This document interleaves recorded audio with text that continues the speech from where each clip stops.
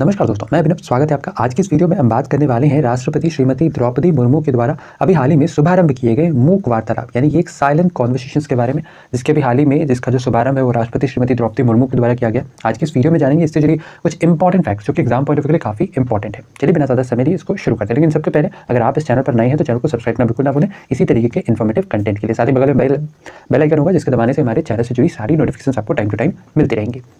सबसे पहले बात करें सुर्खियों में क्यों है। दरअसल अभी हाल ही में राष्ट्रपति श्रीमती द्रौपदी मुर्मू ने एक 3 दिवसीय silent conversations from margins to the centre नामक एक कला प्रदर्शनी की शुरुआत नई दिल्ली में की है। और यह जो कला प्रदर्शनी है यह असल में प्रोजेक्ट टाइगर, जो कि आज से तकरीबन 50 वर्ष पहले इसकी शुरुआत की गई थी, ठीक है, उसी के उपलक्ष्य में यह जो कला प्रदर्शनी है इसका जो शुभारंभ है वो राष्ट्रपति श्रीमती द्रौपदी मुर्मू के द्वारा किया गया है। क्लियर है बात। अच्छा, दिमाग में आएगा कि आज ही के दिन इसकी शुरुआत की गई थी प्रोजेक्ट टाइगर की, तो जी नहीं, ध्यान रखना है जो प्रोजेक्ट टाइगर है इसकी शुरुआत की गई थी 1 अप्रैल 1973 को, ठीक है। 1 अप्रैल 1973 को प्रोजेक्ट टाइगर की शुरुआत की गई थी। और यह जो वर्ष है एक्चुअली में वर्ष 2023 जो है, ठीक है, इसे हम लोग, ठीक है, प्रोजेक्ट टाइगर के 50 वर्ष के उपलक्ष्य में, ठीक है, जो कि 2023 में ही जो प्रोजेक्ट टाइगर उसका 50 वर्ष 50th एनिवर्सरी मनाया गया है, तो उसी उपलक्ष्य में, ठीक है, ये जो कला प्रदर्शनी है इसका शुभारंभ किया गया है। अच्छा, प्रोजेक्ट टाइगर की बात करें तो जैसा हमने बताया इसकी शुरुआत 1 अप्रैल 1973 को की गई थी।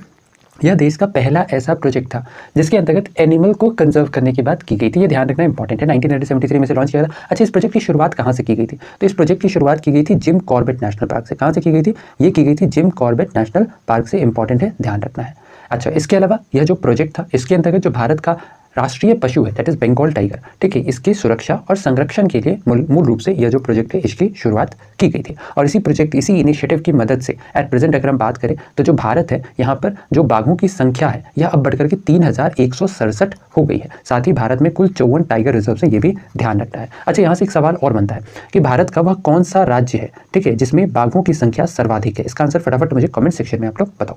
अच्छा, इसके अलावा ध्यान रखना है कि जो भारत है यहाँ पर दुनिया के कुल बाघों का तकरीबन 70% जो है वो अपने देश भारत में पाया जाता है। साथ ही हर वर्ष 29 जुलाई को वर्ल्ड टाइगर्स डे के तौर पर मनाया जाता है। इसके अलावा बात करें भारत के द्वारा कुछ इंपॉर्टेंट प्रोजेक्ट्स जो कि जानवरों के संरक्षण के लिए चलाए गए थे, इनमें सबसे पहला है प्रोजेक्ट टाइगर जिसकी हमने बात की 1 अप्रैल 1973।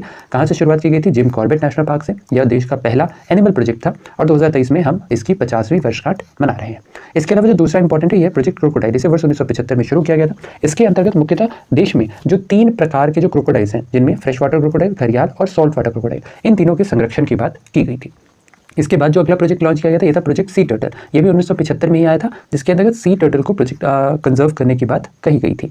फिर आता है प्रोजेक्ट एलिफेंट जिसे वर्ष 1992 में शुरू किया गया, ठीक है, और देश का जो पहला एलिफेंट रिजर्व बनाया गया था यह कौन सा था? यह था सिंहभूम एलिफेंट रिजर्व, जो कि कौन से राज्य में है? झारखंड में, ठीक है। और अब की बारी जो भारत है यह इस प्रोजेक्ट एलिफेंट का 30वां जो वर्षगांठ है वो मना रहा है, ये भी ध्यान रखना है। और इस 30वें वर्षगांठ के अवसर पर ही भारत सरकार के द्वारा एक गज उत्सव नामक एक इनिशिएटिव की भी शुरुआत की गई, जिसके अंतर्गत एलिफेंट्स को यानी कि जो हाथी होते हैं उसके संरक्षण की बात इसमें की गई है।